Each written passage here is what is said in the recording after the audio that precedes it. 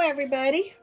I thought I would show some more items that I have foraged and dried.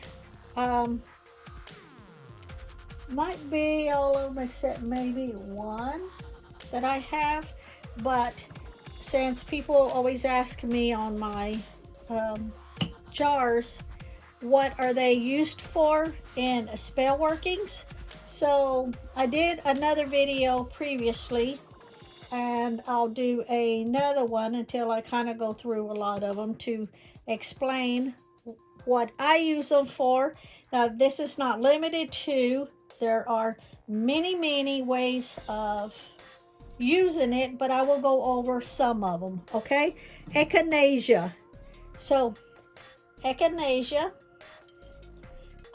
you can use it in spell workings pertaining to purification or protection, power, success, money, and healing. Now, those are only a few. I'm going to give you just a few of them of each, but keep in mind there are many ways to use it. And I would just move this over to the side as I get them done. Red hibiscus.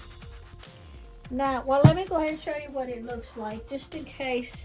Now, when I put it, when I have it on, I'm also going to pull some like pictures from Google and show you what they look like out in the wild, okay? This is the echinacea, what it looks like dried. You can use the stems, flowers, leaves, roots. Okay, now this is the red hibiscus flower. My arms are sunburned. I don't know if you can tell.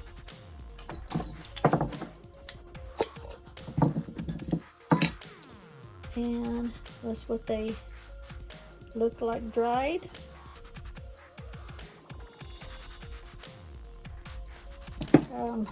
The ways you can use this in spell workings is for passion, love, romance, divination, for beauty, like any kind of beauty workings, friendship, and hospitality.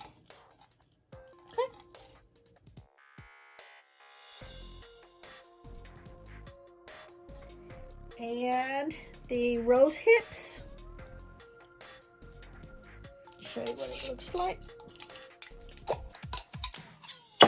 Oops, oops.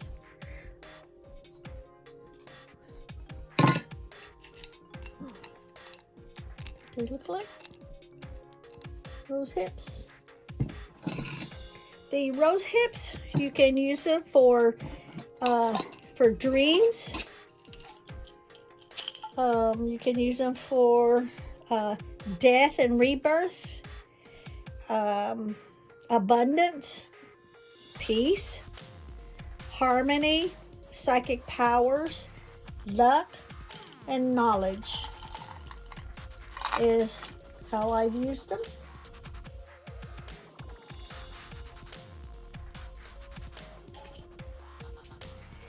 The next one is flowers, which would be the red rose.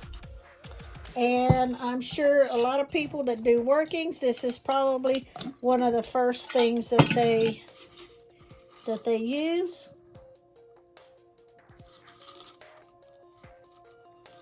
And how you can use the red roses. You can use them for like breaking off ties or honor,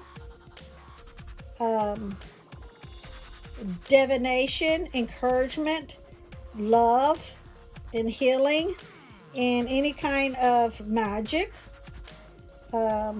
power, and casting circles.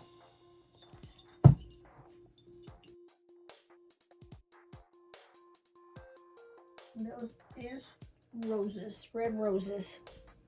Then you've got your yellow roses.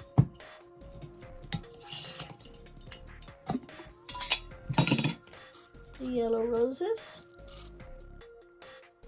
how you can use these in some spare workings. The yellow rose flowers, you can use them for workings that pertains to warmth, happiness, mental strength, sunshine, psychic workings, joy, friendship, and balance.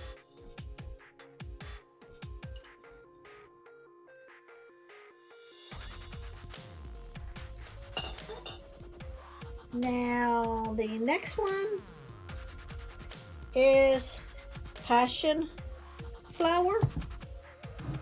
And again, I will have pictures of what these look like in the wild. So, passion flower. And the way that you can use passion flower in spell workings. For energy, calm, love, peace, friendship, self-love, and any sleep problems. Okay.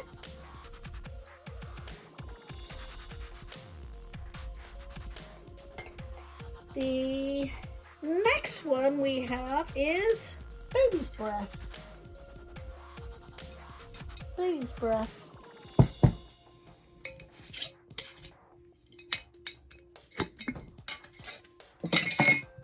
And that's what they look like.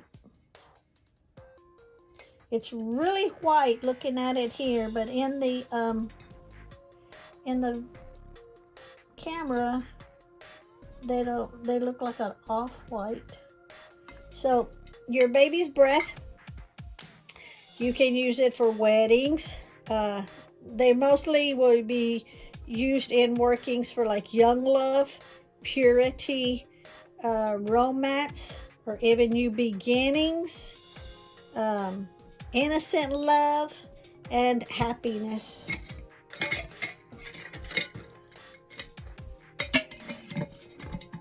And I don't know if I said fertility or not, I can't remember, but you can use them in workings for fertility also.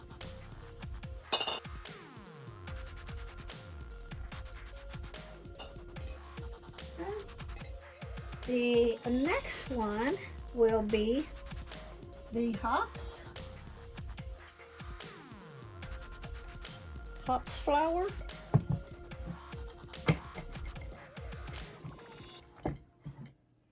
They look weird. They look like pieces of wood.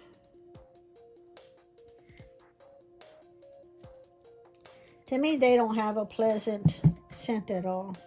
So the way I've used hops flower is for sleep and for healing, to prevent nightmares. So workings to prevent nightmares, luck, and love spells. And if you think out of the box, since hops too is used for like an ingredient like for beer and stuff, you can also use them in workings for like I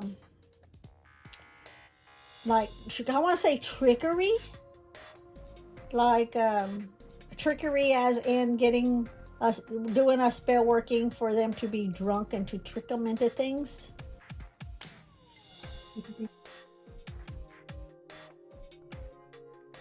Outside the box on it.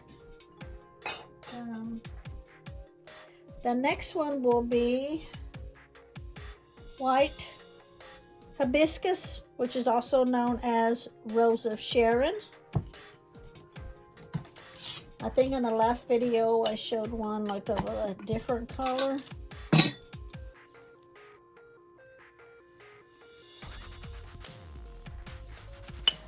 Okay. So the Rose of Sharon white hibiscus.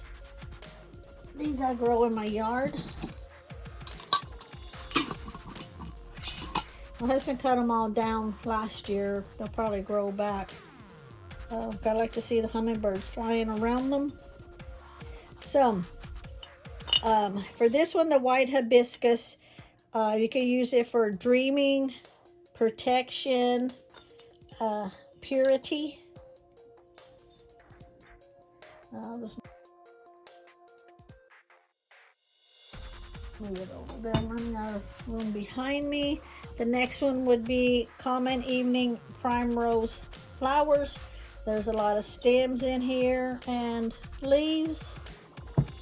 You can use this for healing, for hunting. Maybe you're hunting for a mate. Maybe you're hunting for a specific thing out in the woods.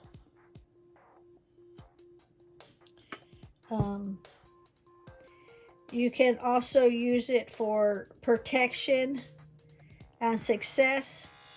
Oh, and get this, protection from fairies. You get some of them nasty little fairies that aren't so good. This is protection from them.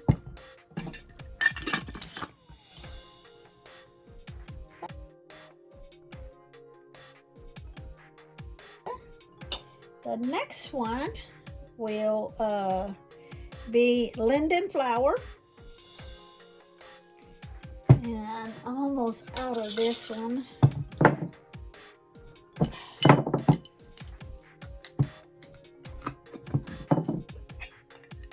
Which is grounded into a very, very fine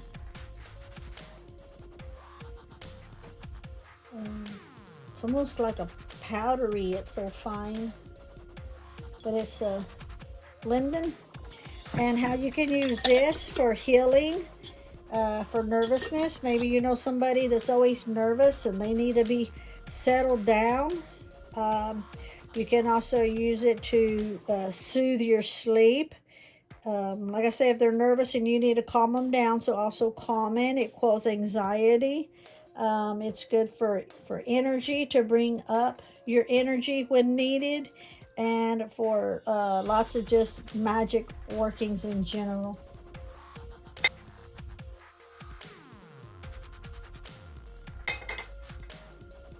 The next one we have is our I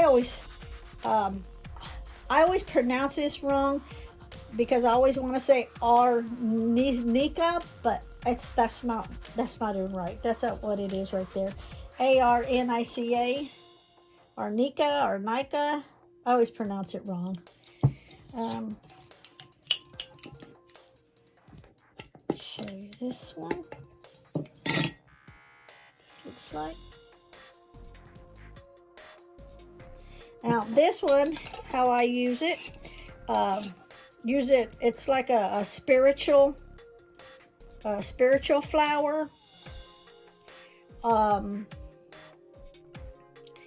Enhancement for like love and healing, power. You can use it in money workings, protection, and psychic enhancement.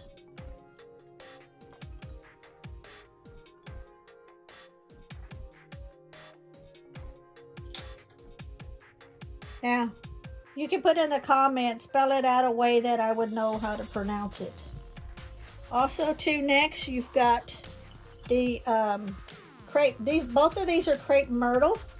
One is red and one is purple, regardless of how close they are in color.